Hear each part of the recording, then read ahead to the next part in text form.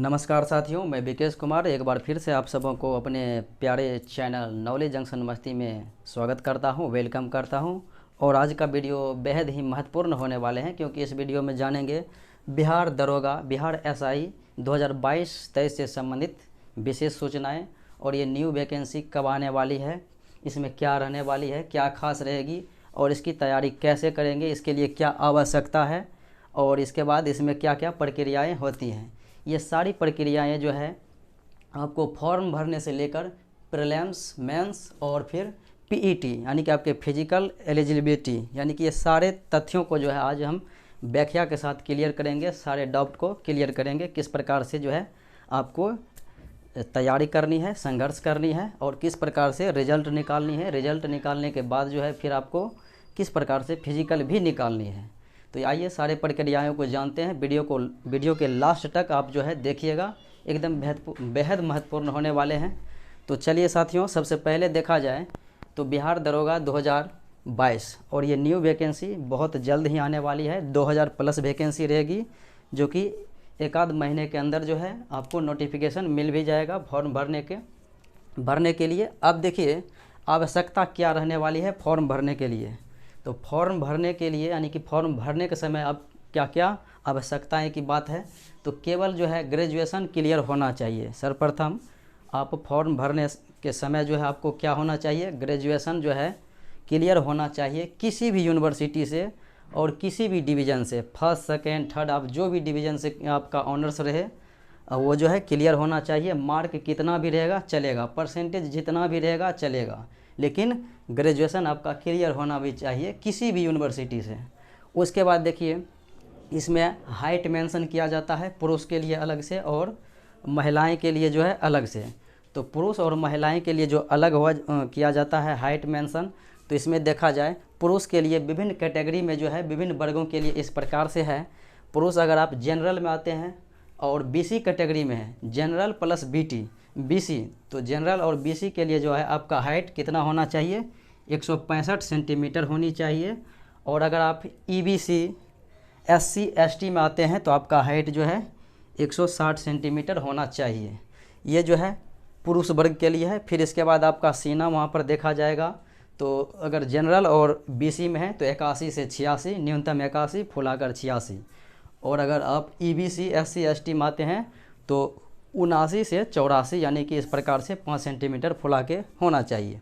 अब देखिए महिला के लिए जो है, महिलाएं में कैटेगरी नहीं है, सभी वर्ग के लिए यानी कि सभी कैटेगरी के लिए, ऑल कैटेगरी महिलाएं के लिए जो है 155 सेंटीमीटर ही केवल हाइट मेंशन किया जाता है। और फिर इसके लिए लेकिन एक और शर्त है कि वहाँ पर जब आपका हाइट मेंशन किया जाएगा, ना मापा जाएगा, मेजरिंग किया जाएगा, तो आपका वज़न भी कम से कम 48 केजी होना चाहिए। तो 48 केजी वज़न और 155 सेंटीमीटर हाइट महिलाएं के लिए अनिवार्य हैं। तो ये जो है आपका आवश्यकता है जो कि पड़ने वाली है। ये अगर आपके पास इतना क्वालिटी है तो आप फॉर्म को भर सकते हैं, अगर इस प्रकार के इस प्रक्रिया को पूर्ण करते हैं तो। अब देखिए इसका जो है अगर एग्ज़ाम के पैटर्न को देखेंगे, ये जो है आपको 2213 का जो है इस प्रकार का रहा था, लेकिन अब जो आने वाली है न्यू वैकेंसी 2022 में, तो इसके लिए अगर हाइट वगैरह जो है उनार दबाव यानी कि कम बेस किया जाएगा तो वो अलग बात है, लेकिन इसी प्रक्रिया जो है वर्तमान में यही प्रक्रिया चल रही है। अब देखा जाए एग्ज़ाम का पैटर्न जो है किस प्रकार से रहने वाली है। तो एग्ज़ाम दो एग्ज़ाम होंगे इसमें। प्रथम चरण के एग्ज़ाम्स जो है प्रीलिम्स एग्ज़ाम्स, जिसमें जो है ये प्रश्न रहेंगे 100 प्रश्न में जो है देखा जाएगा, तो जिसमें जीके जीएस का प्रश्न रहेंगे और 5 प्रश्न जो है मैथ रीजनिंग का रहा जाता है। तो 95 प्रश्न लेकिन जीके जीएस से संबंधित जनरल अध्ययन यानी सामान्य अध्ययन से संबंधित रहते हैं। और इसमें देखिए 100 प्रश्न रहेंगे, 100 क्वेश्चन, और इसका वैल्यू कितना रहता है, मार्किंग 200 रहता है, यानी कि प्रत्येक प्रश्न का 2 मार्क है। और फिर निगेटिव देखा जाए तो नकारात्मक जो है 1/10, जिसे कह सकते हैं 0.20, क्योंकि एक प्रश्न पर आपको 2 नंबर मिलता है और अगर एक गलती करते हैं तो 0.20 आपका जो है काटा जाएगा। ये जो है निगेटिव की प्रक्रिया है। अगर फिर अब देखा जाए तो इसके कट ऑफ की बात करें तो कितना रहने वाली है, यानी कितना रहता है प्रीलिम्स में। तो प्रीलिम्स में अभी तक देखा गया है कि 60 प्लस, यानी कि जनरल के लिए अगर देखा जाए तो 60 प्लस यानी कि 62, 63, 64 इस प्रकार से ही रहा है। इससे बेसी जो है यानी इससे ज़्यादा रहा नहीं है। तो मैंने कट ऑफ इसका रखा कि 65। अगर आप जनरल कैटेगरी में हैं, 65 मार्क आप ले आए हैं, सुरक्षित हैं, तो आपका जो है रिजल्ट कन्फर्म हो जाएगा। और उसके बाद देखा जाए तो अगर बीसी कैटेगरी में है, इस प्रकार से नीचे अगर बढ़ते जाएंगे कैटेगरी वाइज तो 2-4 नंबर घटते जाएगा, लेकिन आप 65 लाकर बिल्कुल ही सुरक्षित महसूस करेंगे इस प्रकार से। और फिर देखा जाए तो इनको किस प्रकार से तैयारी किया जाए, प्रीलिम्स क्वालिफाई करने के लिए क्या क्या हमें स्ट्रेटजी करनी चाहिए, यानी कि क्या क्या पढ़नी चाहिए, किस प्रकार का संघर्ष रहनी चाहिए। तो इसके लिए अगर देखा जाए तो आपको सामान्य ज्ञान जो है एक लुसेंट जो है इस प्रकार से रहनी चाहिए, यानी कि ये किताब जो है लुसेंट की है और ये रहनी चाहिए। फिर उसके बाद जो है अगर देखा जाए तो इसके अलावा सार संग्रह जो कि एनसीईआरटी बेस्ड, तो सार संग्रह जो कि एनसीईआरटी बेस्ड है ये रहनी चाहिए। और उसके बाद करेंट अफेयर्स वार्षिकांक, तो करेंट अफेयर्स वार्षिकांक जो रहेंगे वो आप किसी भी प्रकाशन का ले सकते हैं, जैसे प्लेटफॉर्म हो, एसपीडी हो, एडिटोरिया हो या फिर प्रतियोगिता दर्पण हो, लेकिन वो वार्षिकांक रहना चाहिए, यानी कि 1 वर्ष का जो है पूरा संग्रह रहना चाहिए और एग्ज़ाम के 1 मंथ पहले वो जो है मार्केट में आया हुआ रहना चाहिए, वहाँ से लेकर पूरे 1 वर्ष का जो है रहना चाहिए। उसके बाद इसके अलावे जो है आप रेलवे के जो है सामान्य अध्ययन और सामान्य विज्ञान पढ़ सकते हैं, एसपीडी। अगर आपको न्यू वाला है तो भी ठीक है, और पुराने वाले हैं अगर इस प्रकार के हैं तो भी चल सकता है। तो इस प्रकार से रहनी चाहिए एसपीडी जो है रेलवे सामान्य विज्ञान और सामान्य अध्ययन। इस प्रकार से आप जो है इन किताबों के सहारे से तैयारी कर सकते हैं। और इसके अलावे जो है इतना करने के बावजूद आपको प्रैक्टिस सेट जो है बनानी पड़ेगी, यानी कि प्रैक्टिस सेट बनाना पड़ेगा। तो ये प्रैक्टिस सेट जो है कम से कम 2 से यानी कि 3 से 4 प्रकाशन का बनाना पड़ेगा आपको। प्रीलिम्स निकालने के लिए आपको कम से कम 3 से 4 प्रकाशन का जो है प्रैक्टिस सेट प्रैक्टिस करनी चाहिए, और इतना में आपका जो है क्लियर हो जाएगा। क्योंकि 1/10 नेगेटिव है तो इसे नकारात्मक नहीं माना जाएगा। अगर आप 10-20 प्रश्न को ऐसो रंग सकते हैं, यानी ऐसो जो है आप रंगाई कर देते हैं, तो उसमें आपको 4-5 सही अगर हो भी जाता है, 2-3 भी सही होगा तो समझिए पॉजिटिव में ही आप रहेंगे, क्योंकि एक प्रश्न पे 2 नंबर मिलते हैं, नकारात्मक 0.20 काटा जाता है। तो इस प्रकार से आप जो है 2 भी प्रश्न होता है 10 में तो आप पॉजिटिव ही रहेंगे, केवल 0.20 ही काटा जाएगा इस प्रकार से। तो फिर इस प्रकार से अगर देखा जाए यानी कि ये आप क्वालिफाई कर गए हैं, प्रीलिम्स आप क्वालिफाई कर गए हैं, तो फिर आपके पास 1-1.5 महीने यानी कि लगभग 1.5-2 महीने की समय मिलती है। और मेंस की जो है तैयारी करने की, मेंस की तैयारी करने की जो है लगभग 1.5-2 महीने की समय रहती है। फिर इसके लिए हमको क्या करना चाहिए, मेंस एग्ज़ाम में 2 पेपर होते हैं, मेंस एग्ज़ाम में 2 पेपर होते हैं। और प्रथम पेपर जो है आपको एग्ज़ाम्स के पहले पेपर जो होंगे वो हिंदी का होगा, और इसमें भी 2 घंटे समय दिया जाता है। फिर यहाँ पर जो है 100 प्रश्न रहता है, यहाँ पर भी समय 2 घंटे दिया जाता है प्रीलिम्स में भी। तो हिंदी का जो है पेपर होगा जो कि ये पासिंग मार्क है, हिंदी जो है केवल पासिंग है, इसमें जो है आपका मार्क काउंटिंग नहीं किया जाएगा मेंस के लिए, यानी कि मेरिट लिस्ट में ये काउंट नहीं किया जाता है हिंदी का मार्क, ये केवल पासिंग मार्क है। और आपको कम से कम 30 क्वेश्चन सही करना अनिवार्य है। यहाँ भी जो है सेम पैटर्न रहता है, हिंदी का 100 प्रश्न रहेगा, प्रत्येक प्रश्न का 2 नंबर यानी 2 मार्क रहेगा वैल्यू, और 200 मार्क का जो है एग्ज़ाम होगा। फिर उसके बाद प्रत्येक प्रश्न पे 2 मार्क मिलेगा, और नकारात्मक यहाँ भी 1/10 रहेगा। और यहाँ पर आपको जो है काट मार करके कट ऑफ जो यानी कि 30 गो क्वेश्चन सही करके लाना है, और आप क्वालिफाई कर जाएंगे हिंदी में। लेकिन ध्यान रहे हिंदी में भी क्वालिफाई करना अनिवार्य है। अगर आप हिंदी में क्वालिफाई करते हैं तभी आपका जो है ये सेकेंड पेपर जो जीएस का होगा, सेकेंड पेपर वो जांचा जाएगा, उस कॉपी को चेक किया जाएगा। अगर आप हिंदी में फेल हैं, अगर आप यहाँ पर फेल कर जाते हैं हिंदी में, तो आपका ये कॉपी जो है जांच नहीं किया जाएगा। इसलिए ये भी पासिंग ज़रूरी है, 30 गो मार्क लाना ज़रूरी है। तो इसलिए इस पर भी ध्यान दिया जाए, और इस पर बहुत कम ही ध्यान दिया जाए, क्योंकि ये बहुत इजी सवाल पूछे जाते हैं। तो इस पर थोड़ा बहुत आप ध्यान देंगे, लेकिन विशेष फोकस जो है यहाँ पर रहना चाहिए जीएस पेपर पर। जीएस पेपर का अगर हम पैटर्न देखेंगे तो क्या क्या इसमें पूछा जाता है, तो जीएस पेपर में जो है समान अध्ययन, समान विज्ञान और फिर मैथ रीजनिंग के सवाल रहते हैं। समान अध्ययन, जीके, जीएस और फिर मैथ रीजनिंग, इस प्रकार से पैटर्न रहते हैं, इस प्रकार से पूछा जाता है। अगर आप जीएस पेपर जो सेकेंड पेपर होंगे उसमें देखा जाए तो मैथ और रीजनिंग का जो है सवाल 20 से 25 आपको देखने को मिलेगा। 20 से 25 प्रश्न जो है मैथ रीजनिंग का रहेगा। अब यहाँ पर जो है फिर बुक मेंशन किया गया है कि कौन कौन सा बुक्स पढ़ें। आपको ध्यान रहे, आप यहाँ से जो किताबें पढ़ रहे हैं, अगर आप लुसेंट पढ़ रहे हैं सामान्य ज्ञान के लिए, इसके जगह क्राउन भी पढ़ते हैं तो कोई दिक्कत नहीं है, कोई भी किताब पढ़ सकते हैं। तो आप इन किताबों को जो लेकर आ रहे हैं, आप मेंस में भी सेम यही बात रखना है, यही किताब चलाना है, लुसेंट सामान्य ज्ञान और एनसीईआरटी सार संग्रह। आप जो है प्रीलिम्स से लेकर मेंस तक जो है उन किताबों को छोड़ना नहीं है, उन्हीं किताबों को लेकर आगे बढ़ना है। केवल यहाँ पर करंट अफेयर्स के जगह गणित और रीजनिंग यानी कि मैथ और रीजनिंग को देखना, क्योंकि मेंस एग्ज़ाम्स में जो है करंट अफेयर्स के अभी तक जो एग्ज़ाम का देखा गया पैटर्न है, जो 3-4 साल पूर्व से जो लिया गया है, प्रीवियस ईयर्स क्वेश्चन को देखा गया है, तो उसमें इस प्रकार के यानी कि करंट अफेयर्स के सवाल नहीं पूछे गए हैं। 2-3 सवाल रह सकते हैं लेकिन सवाल पूछा नहीं गया है। तो ये कहा नहीं जाता है कि सवाल नहीं रहेगा, लेकिन 2-3 सवाल रह सकता है लेकिन पूछा नहीं गया है अभी तक। ऐसा ही प्रीवियस ईयर्स के क्वेश्चन को देखा गया पैटर्न को, तो ऐसा ही माना जा रहा है और ऐसा ही देखा गया है। तो मैथ रीजनिंग के लिए आप क्या करेंगे, आप अगर पढ़े हैं या किसी भी बुक्स के या फिर एसएससी घटना चक्र से भी तैयारी कर सकते हैं। प्रीवियस ईयर से पूछे गए सवाल को देखेंगे, विभिन्न एग्जाम्स में पूछे गए हैं, तो उस प्रकार से मैथ रीजनिंग का तैयारी कर सकते हैं।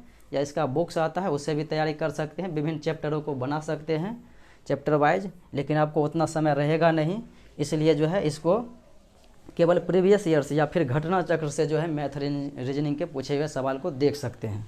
तो 20-25 प्रश्न रहने वाले हैं, 20 से 25, फिक्स नहीं है कि 20 ही रहेगा और ये भी फिक्स नहीं है कि 25 ही रहेगा, लेकिन 20 से 25 का जो है बीच का आंकड़ा ऐसा देखा गया है। तो ये जो है करेंट अफेयर्स की जगह मैथ रीजनिंग। उसके बाद लुसेंट भी पढ़ना है, एनसीईआरटी भी पढ़ना है और रेलवे सामान्य अध्ययन पढ़ना है और फिर रेलवे सामान्य विज्ञान पढ़ना है। तो इस प्रकार से अब आपको मेंस में जो है प्रैक्टिस सेट क्या करनी चाहिए। तो मेंस में यहाँ तो आपका प्रीलिम्स में 3-4 प्रैक्टिस से काम चल जाएगा, क्योंकि यहाँ पर आपको 60-65 मार्क ही लाना है। 60-65 क्वेश्चन जो है काट मार के लाना है कट ऑफ में, और ये इसको 2 गुना करेंगे तो वो हो जाएगा फुल मार्क। तो उस प्रकार से जो है आपको यहाँ इतना से काम चलने वाले मेंस में है नहीं। तो आप जो है यहाँ पर इतना करने के बावजूद भी आप साथ ही साथ क्या करेंगे, 5 से 6 प्रकाशन, 5 से 6 पब्लिकेशन का, कम से कम 5-6 पब्लिकेशन का जो है आपको प्रैक्टिस सेट करनी ज़रूरी है। तो प्रैक्टिस सेट जो है मारते रहिए, प्रैक्टिस सेट बनाते रहिए, कम से कम 5 से 6 प्रकाशन का, जो कि मैंने इस बार जो है 2021 के यानी कि अभी जो हुआ था यानी कि 2022 में मेंस जो हुआ था उसमें मैंने लगभग 5-6 प्रकाशन का जो है पब्लिकेशन का प्रैक्टिस सेट करवाया था। तो आपको 5-6 प्रकार के जो है प्रकाशन का पब्लिकेशन का प्रैक्टिस सेट करनी ज़रूरी है, तभी आपका जो है आंकड़ा खुलेगा, तभी आपका स्पीड बनेगा, किस प्रकार से पूछा जाता है, कैसा कैसा सवाल रह सकता है। और इसमें प्रैक्टिस सेट में आपका मैथ रीजनिंग भी साथ ही साथ ठोस होता जाएगा, मजबूत हो जाएगा। तो प्रैक्टिस सेट ज़रूरी है किसी भी एग्ज़ाम के लिए। तो इस प्रकार से यहाँ पर इतना तैयारी करना है इस प्रकार से। और फिर इसका कट ऑफ अगर हम देखेंगे मेंस का, यहाँ पर तो हिंदी में 30 नंबर से कम चल जाएगा, 30 दूना 60, लेकिन यहाँ पर भाई कट ऑफ जो है आपको निगेटिव करके यानी घटा उठा के 75 मार्क, अगर इसको फुल मार्क में काउंटिंग करेंगे 200 जैसे मार्क का पूछा जाता है, तो इसमें 75 दूने 150 इस प्रकार से रहेगा। तो ये विभिन्न कैटेगरियों का जो है कट ऑफ अलग अलग प्रकार से जारी होता है। लेकिन याद रखें, अगर आप 75 प्लस, मैंने 75 रखा इसका जो है न्यूनतम स्कोर, यानी कि आप 75 से कम नहीं लाएं, 75 से जितना अधिक लाएंगे उतना आप सुरक्षित महसूस करेंगे। आपका तो अगर मार्क 70-71 लाते हैं तो भी आपका रिजल्ट हो सकता है बन भी जाएगा, क्योंकि 70-71-72 इतना ईबीसी और एससी का तो 5-6 नंबर कम ही रहता है। तो इस प्रकार से रहता है, लेकिन आपका रिजल्ट हो जाएगा। लेकिन इसी जो है जीएस पेपर पर जो है आपका मेरिट बनने वाला है, तो सेकेंड पेपर पर ही मेरिट बनने वाला है, इसलिए इस पर विशेष फोकस रहे कि 75 मार्क से 80 मार्क जो है अगर आप लाते हैं 75 to 80 यानी इसके बीच में, तो आप बहुत ज़्यादा ही सुरक्षित महसूस करेंगे। अगर आप 80 मार्क लाते हैं तो पूर्ण रूपेण 200% जो है सुरक्षित महसूस करेंगे। तो इस प्रकार से यहाँ पर मैंने न्यूनतम ये रखा है कि 75 से प्लस करना है, जितना प्लस हो सकते उतना अच्छा है। यहाँ पर मैंने मैक्सिमम मार्क रखा है 65 प्रीलिम्स में, लेकिन 60 से 65 के बीच में ला सकते हैं, कोई दिक्कत नहीं। अब जो देखा जाए, अगर आप ये जो है मेंस एग्ज़ाम्स देते हैं और मेंस एग्ज़ाम के 15-20 दिन बाद हो या कभी कभी महीने दिन बाद भी जो है रिज़ल्ट प्रकाशित किया जाता है। तो यहाँ से मेंस एग्ज़ाम का जब रिज़ल्ट प्रकाशित किया जाएगा तो आपको वहाँ से लगभग 1 महीने का समय दिया जाता है जो है फिजिकल करने का। तो 1 महीने का लगभग समय दिया जाता है फिजिकल करने का, और फिजिकल यानी कि पीईटी किस प्रकार से रहने वाली है वो भी ज़रा देख लेते हैं। तो पीईटी के लिए जो है महिला और पुरुष के लिए अलग अलग जो है प्रकार का प्रबंध किया गया है। तो महिला और पुरुष के लिए फिजिकल अलग अलग प्रकार से होते हैं, जो इस प्रकार से आप देख सकते हैं। ध्यान रहे कि बिहार दरोगा में ही जो है सार्जेंट का भी पोस्ट जो है दिया जाता है, जो कि वर्तमान में 2213 में जो है 215 सार्जेंट का पोस्ट है। तो सार्जेंट के लिए भी जो है यहाँ पर देखा जाए कि क्या क्या होने वाला है फिजिकल में। तो पुरुष के लिए हम देखें तो पुरुष और महिला की तुलना करेंगे अभी।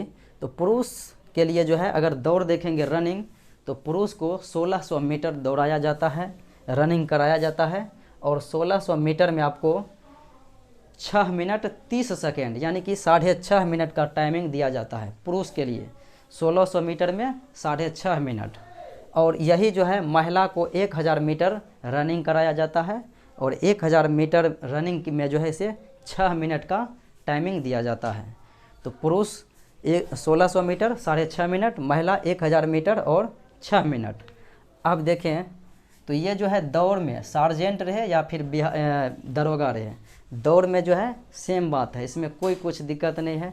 अब हम गोला पर आते हैं, दौड़ के बाद जो है गोला कराया जाता है।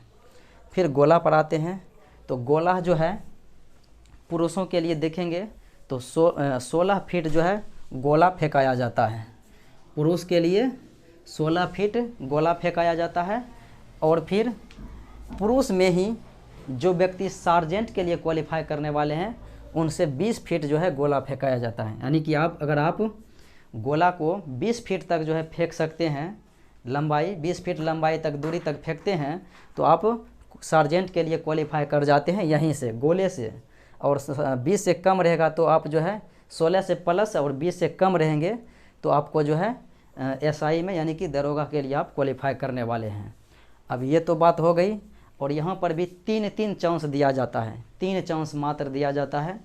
3 चांस में आप जितना फेंक सकते हैं, फेल हो जाए या पास हो जाए। अब फिर देखें महिलाएं के लिए, तो महिलाएं के लिए जो है 10 फीट गोला फेंकाया जाता है, और उनके लिए भी 3 चांस।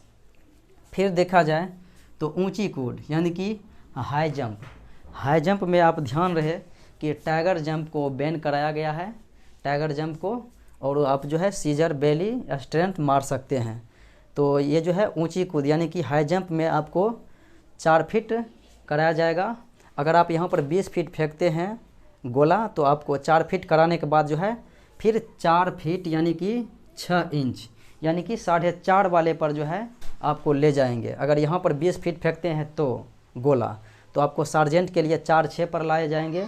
अगर आप यहाँ पर 4 करके 4-6 भी क्लियर कर लेते हैं तो अब जो है देखा जाए क्या होता है। और यही जो है ऊंची कूद यानी कि हाई जंप महिलाएं के लिए जो है 3 फीट मार्क, महिला के लिए 3 फीट और पुरुष के लिए 4 फीट दरोगा में, और सार्जेंट के लिए 4-6। फिर उसके बाद जो है लॉन्ग जंप पर ले जाएगा, लंबे कूद के लिए।